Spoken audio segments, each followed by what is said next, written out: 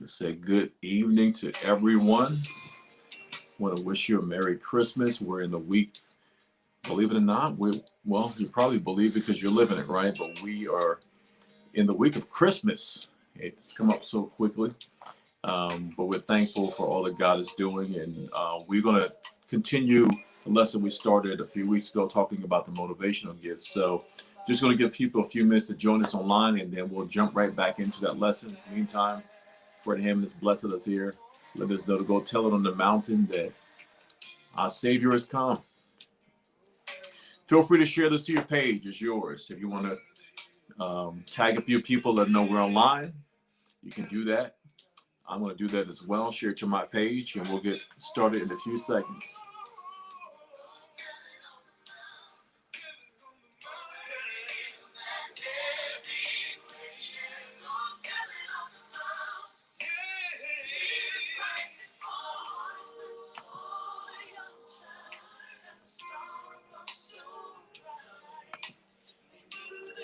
Good evening, good evening, good evening. Welcome, welcome. Thank you for joining us tonight. If you're just coming in the room, want to wish you a Merry Christmas and thank you for taking time out of your busy schedule. I know this week is kind of crazy for everyone. So I want to thank you for taking time out of your schedule and joining us tonight. So if you want to tag a few people, let them know we're online. This actually will be our final sharing of the year. And we're going to continue to talk about the motivational gifts, which you're wired with. We're going to talk about unwrapping the gift in you. You know that God has placed gifts in you. And we're going to talk a little bit about that tonight, how unwrapping those gifts that are in you can move you closer to your purpose, God's design for your life, and what we can do to help uncover those gifts, to discover them, so that we're walking out our purpose and plan. So do me a favor, also, you can type your name in here. I want to see who's with us tonight. I know I have my lovely wife with us tonight. Sister Melinda, it's good to see you. Good evening to you. Thank you for joining us tonight.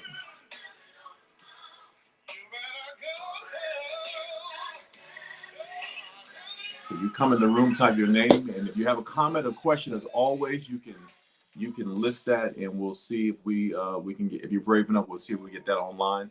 We're going to jump in tonight because I really want to help us to help discover. This song's so beautiful. I want to keep it going, but I'm going to turn it down. Well, again, welcome tonight. Thank you for taking time out again out of your busy schedule to join us. We're so excited about this information we're going to share tonight because I believe this. I believe as we are discovering the gifts in us that it leads us to purpose. It leads us to God's plan, His design for our lives, what He desires for us. And here's the thing: we're in this season of Christmas, and later, this week we're going to start unwrapping gifts and presents. You have purchased some for some people, and we believe somebody bought gifts for you. So you'll be unwrapping those gifts, but while you're doing that, God also has placed gifts in you. Here's the beauty of it: everyone that God has created on this planet, He's given gifts. We talked about the office gifts, the pastors, the prophets. Those are gifts that Jesus gave the church. And we move forward now to the motivational gifts. These are gifts that God has hardwired in us. There's a reason why you operate the way you do. There's a reason why you function the way you do, the reason why you think the way you do. And I think it's important that if we discover that, if we unwrap those gifts in us, it moves us to the purpose that God has for our life. And that way we don't spend time, envying a gift that someone else has, or looking at what God has given someone else, because the gift He's put in you is important for your purpose. I want you to think about that for a second. He's placed things in you. He's placed gifts in you that lead you to His purpose for your life and for your purpose for your life. So why are we talking about the gifts? You say, why are we talking about the gifts? Well, people are talking about gifts this week anyway, right? This month, we're talking about gifts. So we're going to talk about the gifts that God put in you. Real quick, Romans 12:4. I want to read this one verse. I think it's important. We referenced Romans 12 our last meeting, And we kind of talked about the categories, and there's 7 gifts, and we'll go through them tonight. I'll review some of them, and we'll talk about some that we did not talk about in our last meeting. But real quick, Romans 12:4 says this. Paul tells the church in Rome, he said, "For as we have many members in one body, but all members do not have the same function." Here's the thing. Collectively, we're all a part of the body of Christ, each and every one of us. And we're all important. Every person is important. Every person has a purpose. Think about this. Your fingers, right? If you were to lose one of them, some things will be challenging. And as unimportant as some of the things on our body might seem, if you lose the function of them, you would quickly find out how important it is. Many years ago, I went out playing sports, playing a game of basketball with some guys I probably should not have played with. And during the game, I fractured my thumb, and it was in a cast. And I didn't realize how important a thumb was until I lost the function of it. So what I'm saying is that every person in the body of Christ has an important purpose. And what we do at times is we elevate certain gifts, certain abilities. I know if you can sing, if you can preach, or you have certain abilities, we tend to promote those people and celebrate those people. But there are gifts we're wired with that help build businesses, ministries, community groups and events, and God put that in us for that purpose. So we're going to talk about that. So why are we talking about this? Because we don't have the same function, but every function is important. Last time we met, you said you may have asked the question, well, how do I discover the gifts that I have? I gave you a website. I'll give it to you again. I'm going to put it up here because I want you to be able to see this website. So if you want to know what gift you have, you can go to this website. It's a free test that you can take. And this test will actually allow you to discover the gifts in you. It'll ask you a few questions. But here's the thing, y'all. When you're filling this out, you have to be true about you. So you're not answering these questions in hopes to have a gift or answering them for a gift you want to have. You're answering them according to the gift you really have. So if you're truthful with this will help you uncover and discover what gift you have in you. Why is that important? Because then you can start asking the question, God, why did you wire me this way? Why did you give me this gift? There aren't many things more frustrating than being in a career, or maybe if you're in church and you're in a ministry, and you're in a ministry that you're not really gifted to be in. In other words, you're hardwired in a way as a perceiver, but maybe you're in a helps ministry where you're a greeter at the door. Well, that can be challenging because perceivers sometimes, personality-wise, can be a little different, a little challenging. And as people are coming in, we want them to feel welcome. We want them to feel a part of the church that they're entering in. We want them to feel happy to be there. And if you're not wired that way, it can be challenging for you for the ministry as well. So it's important if you discover that gift. It helps you as far as careers.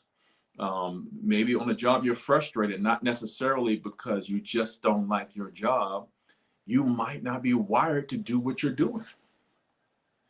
When I was in school, there was a professor who talked to a police officer who had a gift of mercy. Think about that for a second. Although we want police officers to have mercy, yes, we do. You want them. It's important for them to have mercy. But this particular police officer wanted to let everybody go, guilty or not. Just had a heart to know what no one was guilty, regardless of what you did. Well, that's frustrating if that's your job and you're wired a certain way. It's challenging to fulfill the purpose of that job. So it could possibly be that the career you're in, you're frustrated because you are not wired to really, I won't say succeed, you're being successful, but you're not happy with where you're working because you're not wired to be there. So if you discover this may help you on your path, whether it's working for a business, starting your own, whatever that is. This can help you not just spiritually, but it can help you financially. It can help you, maritally. It can help you with your family, your friends. So I want to encourage you to go ahead and do that. I want to encourage you to Go take that test and discover the gifts that are in you. Okay, let's jump right in. Let's talk about unwrapping the gift in you. You have gifts and abilities. God put them in you. Every person on this planet that He created has a gift. You can look in scriptures. There's certain the prophets were wired, most of them probably as a perceiver. Jonah ran into this problem because one of the gifts as a perceiver, really you see things kind of in black and white. And God told Jonah to go and preach to Nineveh. Well, here's a problem. Jonah said, no, those people, they're ungodly. They don't do right. I'm not doing that. And he jumps on a boat heading in the opposite direction. Here's a problem. He was wired that way. And we know the story. He's swallowed by a big fish and he ends up where God designed for him to be. But we can stand back and judge Jonah and say, how dare he do something like that? Shame on Jonah. But here's the thing. Jonah was wired that way. And God knew it. He had mercy on him when he was laying down, and he allowed a plant to cover him so that he wouldn't die, because he knew that he hardwired Jonah. That was his personality. That's the way he was. And so God made provision for that. Guess what? God makes provisions for your personality as well, because he knows you. He knows you better than you know you. So we're going to talk a little bit about this and uncover the gifts that are in us. So let's talk about, what are they? What are these gifts? And why does God want us to walk in purpose, or to discover that so that we can walk in purpose? Well, we talked last time about the first gift. And again, this is found in Romans 12th chapter, verses 6-8. Just 2 verses. Let me put one down. 2 verses. That's 4, right? I'll put 2. So 2 verses. And if you read those, you'll see and those gifts that Paul has listed. And one of the first one he talks about is a perceiver, or prophecy. There are people who are hardwired with a prophetic gift. I've used this story before. Last time we talked, you bring someone to mama, and mama just tells you something ain't right. Something ain't right with that person. And you can't figure out, how does mom always know that something's not right? She can't give you all the information. She can't give you details, but there's a discernment in her that goes, something's not right. And guess what? You find out after a period of time, mama was right. Something wasn't right with that person. That's not just really a gift of the Holy Spirit. It's also a gift that mom is wired with, that she can sense. She can read the room. She can walk into a room and perceive certain personalities and people, and things just come to her naturally because she's hardwired that way. Usually people who are perceivers, they see the good and the bad. It's black or it's white. There are no areas of gray. It's up or it's down. Listen, you saved or you're not. You going to heaven or you going to hell? I mean, there's really no way to kind of bargain with them. And people who have that gift have to work really hard to be merciful. But usually, if they're not careful and not prayerful, they're very judgmental people. Very critical. I use Jonah as an illustration. People who point the finger, who are trying to find something. I won't say something wrong, but they try to find something about anything to talk and discuss. Well, people are wired that way, and if that's you, sometimes if you're a perceiver, you're hardest on yourself. And it's important, and you have to work really hard to make sure you're not condemning yourself and condemning other people. So the first gift is perceiver, right? Let's talk about the second one that Paul talks about here. It's a server. There are people who are hardwired to serve. That is their gift. I mean, that's their passion. They wake up in the morning and they think about, who can I serve? It's a God-given ability to be aware of other people's needs and to help meet those needs. Scripture, Mary and Martha, in the Bible, found in Luke 10:38-42. One of the things we find that Mary had the heart to minister to Jesus. Martha had a problem with that. She was trying to handle business, right? But when you read the story, one of the things you discover is that Jesus says, I'm not taking that away from her. Why? That's that. If he took that away from her, it would eat her up, because the heart, her personality is wired to serve.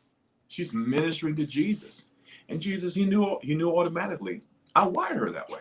Why would I correct her when that's the way I wired her? So there are people who are hardwired to service, and you can try as hard as you want to outserve them. It will never happen. I encourage you to serve, but what you will discover is no matter how much time and effort you put into serving, you will not outserve them, because that's their passion. They're wired that way. It's almost like they have more time and energy to serve than other people. It's amazing when you meet people with this gift. The next gift he talks about is a gift as a teacher. The gift, people are born with that gift to be able to teach. It's a God-given ability to discover and to communicate truth in a way that people can understand and grow. That's something I'll be honest. When I took this test, of course, that was a gift that I had. It's something I love to communicate. I love to share truth. I love to bring understanding. Sometimes I may over communicate, but it's something I'm passionate about. There are people like that who love research, love information. There are doctors who go into a field of research. They don't necessarily work in a doctor's office, a hospital, but their heart is really to go research. We're dealing with COVID. So we have doctors who are dedicated to discover information, break it down, and get that out to people. Get it out in a way where people can understand, and is delivered in a way that helps people to understand. Well, that's a wired gift that led someone to a career that now they're able to make money and have a living. So that's why I talk about how important it is to discover those gifts in you, because it can bring you to a place of prosperity where you can try really hard to do something else that you're not wired to do. You're spending energy, spinning your wheels, spending time doing that. And guess what? You can spend a lot of time and energy in the area and never really fully produce what God has for you, because that's not his plan and you're not wired to do it. And it's frustrating. And you're pulling your hair out. Well, if I had hair, I could show you that. But you're pulling your hair out, trying to figure out why is this not working? It might not be working because that's not an area that you're wired or gifted to operate in. It's not a negative. It's not a takeaway from you, but it's important to discover the area that God has gifted you so you can walk out your purpose. And guess what? When you're walking out your purpose, you help other people to discover theirs. And you're excited about life. You have energy. You're encouraged. You have strength. You have a renewed mind. You have this desire and zest for life when you discover the gift that's in you. Let's talk about the next gift, exhorter. So the exhorter is a gift to encourage and strengthen people. I don't know if you ever met anyone like that. You met someone that it doesn't matter what situation you bring to them. They find the good in it. They find a way to encourage you. They find a way to strengthen you. And when you leave them, you feel stronger than when you came to them. And you kind of search for these people. You look for people who have this gift because they have a way of just energizing your life. I think about motivational speakers, the people who have turned that into a career. They really probably would, if they took the test, would fall into this area as an exhorter, as someone who encourages, who strengthens, who they bring out points, they find certain goals, they help strengthen people, they help them to find what's in them so that they can fulfill their purpose. So being an exhorter is a gift. A lot of times evangelists fall into this gifting where they go out and evangelize, they exhort people, they have a gift to encourage people. I think about people like Billy Graham. And I'm not saying he did take the test, and I know that's his gift, but I would imagine possibly he could come up with a gift as an exhorter. The next category is givers. You have some people that are just wired to give. They give generously, unselfishly. They invest their money, their time, their efforts in other people to exhaustion. And you know what's interesting? Usually you find people who have the gift as a giver, they have more to give. That's the word, right? He said he would give seed to the sower. So people who are givers, you often find that God puts more in their hand so that they can give more. Because he knows they're wired that way. That what he gives them, they're not going to keep it, not going to find a way to hide it, not going to find a way to keep it to themselves, but they're going to operate in their gift and they are going to give because they are givers and they give to exhaustion to the point where you look at them and go, wow, man, that is absolutely amazing. They give so much that you cringe and you grab your wallet and your purse and you hold it tight because you're looking at, wow, that is an amazing ability that they have to give and a heart to give.